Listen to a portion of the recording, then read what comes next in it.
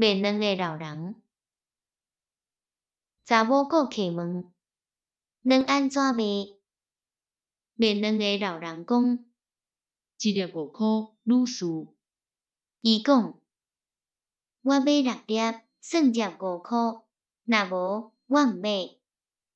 老人讲：那安尼，就照你的意思，反正这是好彩头，因为今仔日到呾还无卖半粒卵。伊摕卵离开，真欢喜抬价成功，坐入高贵的轿车。伊参朋友去高级餐厅，因点真济好食的料理，毋过剩真济食无了。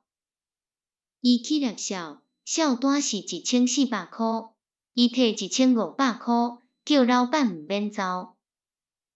即种代志对餐厅老板是小看待，毋过对卖卵的老人是艰苦待。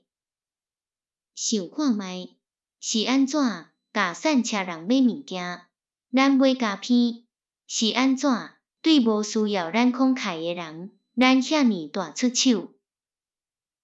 我捌听朋友讲，阮老爸过去拢用较贵的价数，甲散车人买细项物件，甚至是无欠用的物件。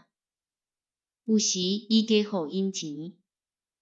我感觉奇怪，问老爸是安怎伊安尼做？